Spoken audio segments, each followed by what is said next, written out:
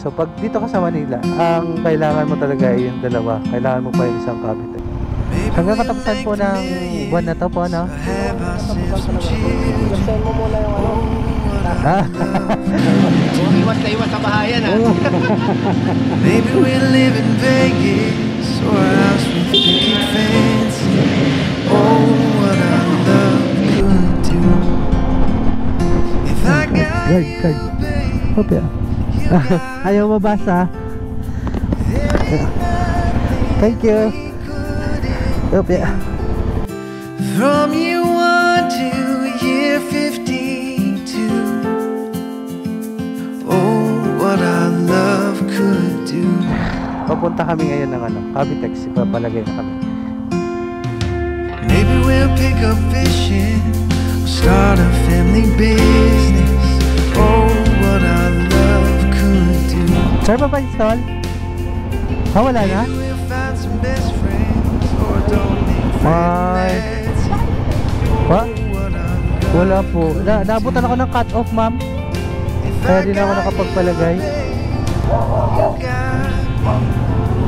Good!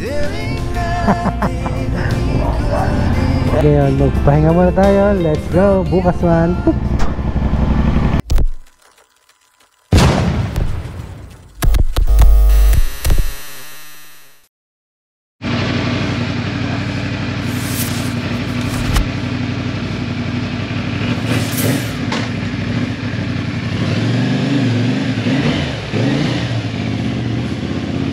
Okay.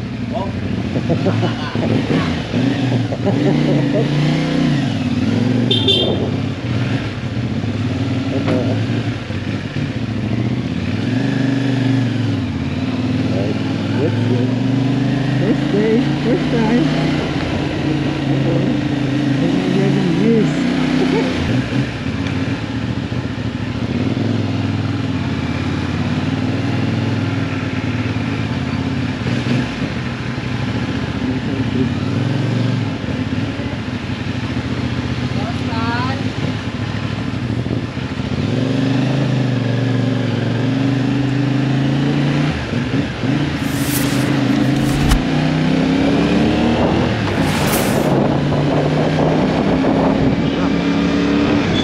Morning po. Iwas na iwas sa bahayan, ha? Yo, ho, mic is on and oh, grabe, ang init. Tignan nyo yung init. So, it's us again. Couple ride. Couple ride. And andito kami ngayon sa Tukwahan, yung pinuntahan natin nung gabi. And guess what? Ito yung karugtong ng pagpalagay ko ng RFID. Palang ang meron kasi ako. So, pag dito ka sa Manila, ang kailangan mo talaga ay yung dalawa. Kailangan mo pa yung isang Cavitex. So, kasama natin ngayon si yung walang pangalan. And ang aking OBR. So, nakalagay pa rin itong lagayan niya. Papunta kami ngayon ng Cavitex. Ipapalagay na kami. Una kong attempt ay dito sa may Kawit entry. Okay sana kasi kaunti lang ang pila. So, naready ko na ang aking SI at ang aking license. Pero hindi pa rin ako pinagbigyan kasi nga wala pa nga daw tayo o RCR o kaya file number. Kaya napilitan na lang ako mag-cash lane muna. Cash kahit sa pangalawang toll, cash din yung binayad ko. Sunod ko namang sinubukan ay dito sa may bago magparanyaki exit. Pero kagaya dun sa una, di pa rin tayo napagbigyan. Kaya dumiretso na ako ng Skyway, hoping na sa AutoSweep tayo ay malagyan. Kaya pagdating ko ng Toll Plaza, sinabi agad sa akin ni Kuya na dun daw sa unahan may lalapit agad sa inyo na magkakabit ng AutoSweep. Kaya pagkatapos ko magbayad ng toll fee, ay dumiretso na agad ako sa tinuro ni Kuya. Dito ay nilapitan na ako ni Kuya yung nagkakabit ng AutoSweep, tapos inabot sa akin yung papel para pilapan ng mga impormasyong kailangan nila. Matapos kong mailagay yung mga detalye na kailangan nila, ay agad naman na itong kinabitan ni Kuya. AutoSweep, success! Alright, Skyway! May big bike din sa likod. Kanina namin isa ang dami namin, kanina umaga. Oh, sarap. Oh, sarap. Sarap magmotor. Up it.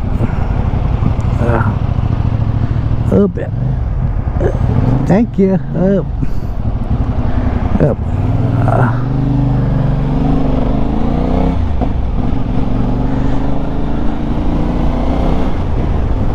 Kaya pinasingit tayo ni Kuya. Shout out kay Kuya for being so kind. Ay, di nabasa. Hope ya. Ayaw mabasa. Thank you. Thank you. Thank you, ate. Okay na, Cavitex Gaming. Okay, medyo malapit na tayo sa loading station, sa installation ng RFID. Ang sana nga lang pwede tayo pa-install. Sana lang base dun sa requirements nila. Ang requirements ng installation ay sabi sa number 1 ay ORCR/ so pwede siyang SI lang kung brand new yung motor mo.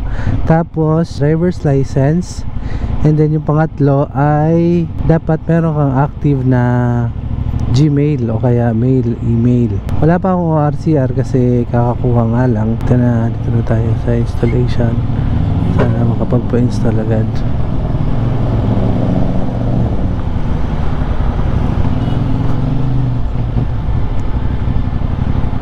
Okay. Okay, ito na tayo. Installation. Sir, pa pa-install? Wala na?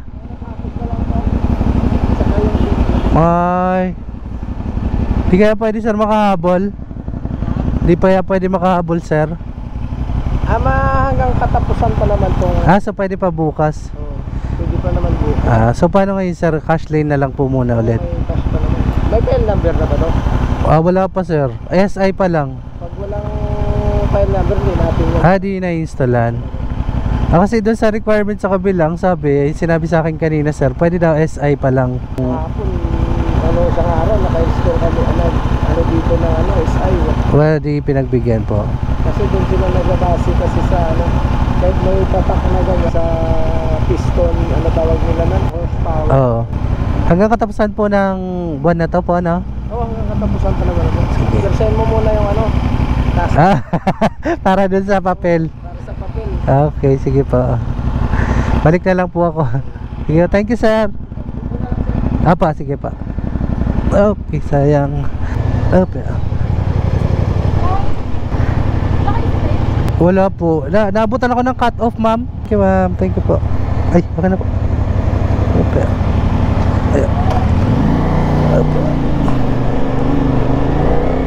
Negative pa din. For the last time nag-try ako dun sa may dulo, wala pa din, di pa rin ako na-installan. Sayang talaga yan. But anyways, may bukas pa. Sana bukas meron na.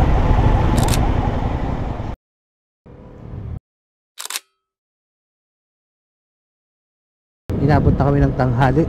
Makikita nyo, tirik na tirik yung araw. Grabe yung sikat ng araw. Wagas. Dito na tayo. Okay, ito yung mga pinagbabawal na teknik ginagawang daanan ng Jollibee. So, malapit na tayo dito sa pakabitan ng RFID. Dala ko na lahat ng kailangan nila. ORCR, kasi nung first and second ko na nag-try, wala. Hindi ako napagbigyan. Dala ko RFID. Dala ko din yung valid license. Saka active naman ang email ko. So yun lang naman tatlo ang pinakakailangan nila. Let's hope na malagyan na kasi pangatlong beses na to. Pangatlong beses na ako nag-attempt. Hindi lang, more than 5 na. Kasi pag papasok ko ng office, pag babalik ko, nagtatry ako Saan ka pa-install dito? Ito.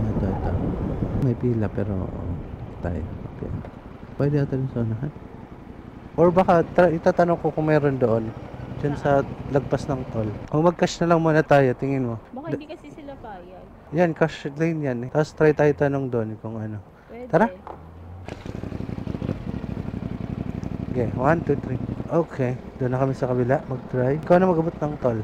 Dito na kami sa may kabila kasi ang haba ng pila. Talagang mahirap pag-cash. Matagal. Sir, pwede dyan? Magpalagay? Hindi. Sa kabila, no? Saan kabila doon? Doon.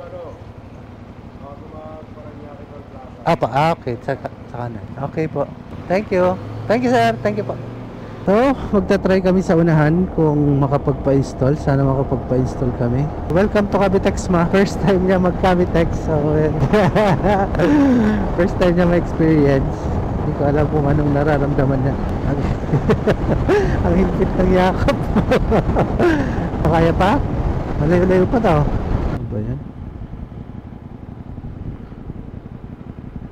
Ayaw agad pagsingit. Hindi ma, dito tayo magpaparada. Papaload lang yung mga yan. Sir? Ah? Okay. Kaya ka dito?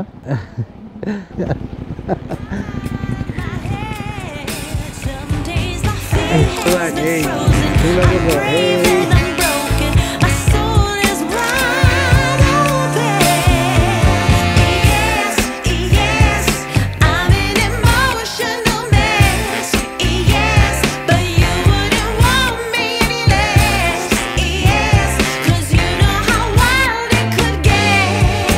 Okay na,